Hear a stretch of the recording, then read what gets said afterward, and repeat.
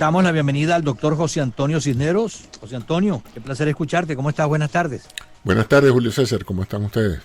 Muy bien, gracias. Muy bien. Bueno, aquí más esperanzados porque ya vemos que hay más laboratorios fabricando vacunas contra el COVID y por lo visto ya hay vacunas que hasta con una sola dosis pueden ser efectivas, ¿no? Todavía, desde luego, falta mucho para más producción, pero ¿cómo desde el punto de vista científico podemos ver esto?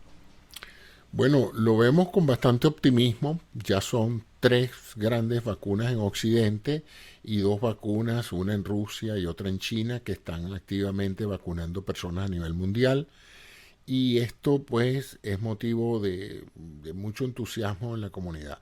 Por otra parte, están las nuevas variantes de virus, que está todavía por determinarse si la efectividad es la misma en relación a estos virus nuevos o si, por otro lado, pues sencillamente la efectividad baja cuando se vacunan pacientes y se les trata de proteger contra estas nuevas variantes.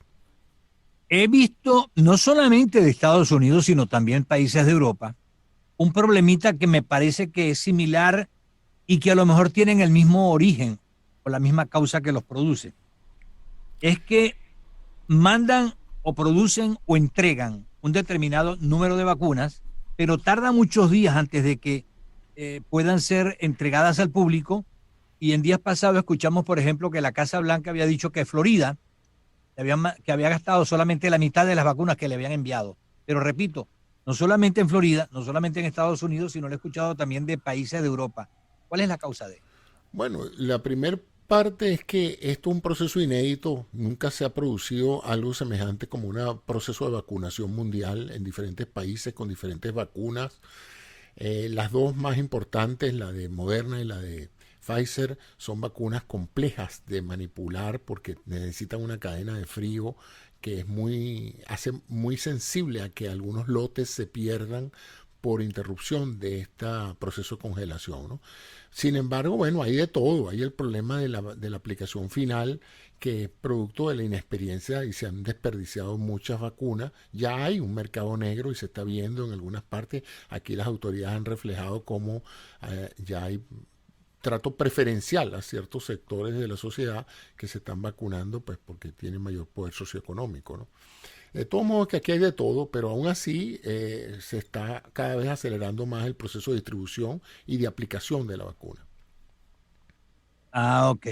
Como dice, es cierto, ¿no? La primera experiencia y además de eso, una cosa asombrosa y también loable es que no sé si coincide con esta apreciación que se consiguió la vacuna en un tiempo bastante aceptable, si dirían algunos que hasta récord. Es un tiempo récord, pero hay que entender que la tecnología, la biotecnología que permitió la creación de la vacuna no es nueva. Se viene ensayando desde hace más de una década el uso de virus artificiales. En este caso, el caso de Moderna y de Pfizer, son liposomas, son una cápsula que contiene el RNA mensajero, que es el que produce la actividad de estímulo a la producción de la proteína dentro de la célula y la respuesta inmunológica. Hay otras vacunas que están usando también tecnologías ya antes conocidas. Yo diría que lo que ha realmente acelerado en estos 9 meses todo fue, primero, la identificación del código genético del virus y luego que se aligeró la parte burocrática. En un proceso natural eso toma meses o años, por ejemplo, conseguir a los voluntarios para hacer un estudio de fase 2 y de fase 3. Aquí se hizo rápidamente, es más, hay que reconocer que mucha gente se ofrecieron de voluntarios, de una u otra manera sin saber el riesgo que estaban tomando, pero eso facilitó mucho que en poco tiempo tuviéramos resultados exactos de datos sobre la efectividad y la seguridad de la vacuna. Em, Nos podríamos pensar que a lo mejor más vacunas podrán salir pronto o con el espectro de vacunas que hay actualmente en la actualidad, con eso ya se puede resolver del ataque desde el punto de vista científico al coronavirus. Bueno, las dos primeras y las más caras y complejas son las que salieron prematuramente, la de Moderna y la de Pfizer. Luego acaba de salir la de Johnson & Johnson, que es una sola dosis, más barata de producir, más barata de distribuir. Lo único que requiere es una refrigeración sencilla. Así es que se espera que se puedan producir millones y millones de lotes de esta.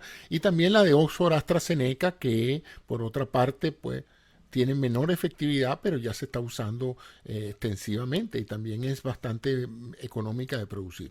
Por otro lado, están ya en amplia margen los resultados de la vacuna Sputnik de los rusos, que se está usando en Argentina, se está usando en Venezuela, se está usando en algunos otros países, además de Rusia. O sea que ya pronto vamos a tener también herramientas epidemiológicas para saber si esa vacuna también funciona o ha sido sobrevalorada, ¿no? Podríamos pensar que el coronavirus va a ser como otras epidemias que ha habido en el planeta. Por ejemplo, cada año hay que vacunarse contra la influenza. ¿Será el mismo caso que tendremos con respecto al coronavirus? Es una posibilidad. Ahorita cualquier análisis del comportamiento del virus en el tiempo y cualquier análisis del comportamiento de la inmunidad producida por la vacuna en el tiempo es enteramente especulativa porque no tenemos suficiente data. Estamos terminando el mes de enero, el mes, digamos, en que se comenzó realmente la vacunación a nivel sustancial. Tomará unos 3 o 4 meses para ver qué pasa con esas poblaciones vacunadas, si en realidad la efectividad es tan buena como la de la fase 3 del año pasado, 95%, si es menor, si hay algún otro efecto colateral que no haya salido en una primera etapa. O sea, se necesita esperar. Cualquier conjetura es solo eso, una conjetura. Me imagino que también es conjetura pensar la persona que le dio el coronavirus, y ha habido especulación en relación a esto, ¿por cuánto tiempo tiene esa inmunidad? Por eso te digo, el comportamiento de la inmunidad en el tiempo no se sabe. Se tomarán probablemente incluso años saber. Podemos medirla porque todavía tenemos, digamos, las personas que fueron vacunadas el año pasado con el estudio de fase 3, a unas se les dieron placebo, a otras se les dio la vacuna. Las empresas siguen siguiendo los títulos de anticuerpos de estos pacientes en el tiempo para ver si ha decaído, etcétera. Y tomando en cuenta el otro grupo control, que era el grupo de los pacientes que habían sufrido el COVID-19 y que lo habían superado, bien sea con muchos síntomas o con pocos síntomas, esas personas que yo llamo los autovacunados, porque en realidad al haber sufrido la infección generaron los anticuerpos para eso, se sabe que a los 6 o 7 meses el título de anticuerpos, la cantidad de anticuerpos disponibles en sangre baja, pero también baja porque ya no son necesarios porque la persona no está expuesta al virus. Ahora hay una segunda inmunidad que es más tardía, que es que el sistema aprende a fabricar los anticuerpos y cuando vuelven a aparecer los virus, por algún efecto de que la persona se entre en contacto con una persona enferma, pues el sistema inmunológico recuerda cómo fabricarlos y los produce en grandes cantidades. Esa es la razón por la cual no tenemos que vacunarnos contra el polio o contra el sarampión o contra la toferina cada 2 meses o cada 5 años o cada 10 años. Porque a pesar de que ahorita, si yo te mido los anticuerpos, por ejemplo, contra la vacuna que todos nos pusieron, la vacuna contra la viruela, por ejemplo, tú no tengas anticuerpos ahorita, pero no te daba tampoco viruela porque de alguna u otra manera no solamente no hay viruela en la población, sino que encima si ocurriese y tú estás vacunado, tu sistema sabe cómo lidiar con esa gente. Me escriben por acá haciendo una pregunta. Dice, me puse la primera dosis de la vacuna contra el COVID y me entregaron un papel donde dice que esta vacuna de Moderna no ha sido aprobada. ¿Por qué se, o sea, cómo se entiende esto? Eso es un término legal producido por lo siguiente. La aprobación legal toma más tiempo. Entonces lo que otorgó la Food and Drug Administration es lo que se llama una aprobación para uso de emergencia. En Ok. otras palabras, el FDA ha aprobado esto por razones de urgencia para ofrecer una solución a esto. Pero eventualmente, dependiendo de los resultados de la vacunación, la FDA entonces otorgará una aprobación definitiva para que la droga sea reconocida. Hay drogas que por su inmediata necesidad se le hace una emergency authorization una autorización de emergencia por razones de salvar vidas, pues. Aquí tengo una serie, un artículo donde tiene 6 de 7, tiene 7 puntos, ¿no? No sé si nos alcanza el tiempo para tocarlos todos, pero están hablando de un artículo sobre el COVID que dice así: el COVID no es peor que la gripe, hay 7 mitos sobre el coronavirus desmentidos. El primero de ellos es: la gente está muriendo con COVID. Y dice: es un malentendido intencional de cómo los médicos califican la causa de la muerte, y lo estaban haciendo también antes de que nadie hubiera oído hablar del COVID-19. El certificado debe ser completado por un médico que fue responsable del cuidado de la persona durante su enfermedad final, según lo mejor de su conocimiento y creencia. Sí, o sea, en la definición final de lo que es una muerte por COVID, ha habido una gran polémica, sobre todo porque al principio hubo, bueno, todavía hay una abundancia enorme de personas complicadas. Las personas por COVID mueren originalmente porque adquieren la enfermedad, pero mueren de las complicaciones de la enfermedad. En otras palabras, si tú adquieres el COVID y tu corazón es débil o frágil o no aguantas el embate del virus, puedes hacer un paro cardíaco. Ahora, ¿de qué moriste? De un paro cardíaco, bueno, sí, técnicamente fue tu corazón el que se paró, pero tú muriste de COVID, porque si tú no hubieras tenido el COVID, tú estuvieras tranquilo en tu casa en la televisión. O sea, la gente causante pasa lo mismo, por ejemplo, con un accidente de tránsito. Tú tienes un accidente de tránsito, tienes una polifractura y en el proceso te reparan la fractura y todo, pero dentro del hospital te complicas y te infectas y haces una neumonía. Bueno, la causa de muerte fue la neumonía, pero tú no hubieras entrado al hospital si no hubieras tenido un accidente de tránsito. Entonces, ahí hay mucho de eso, porque cuando tú pones neumonía, entonces nunca quedará ese caso calificado como un accidente de tránsito.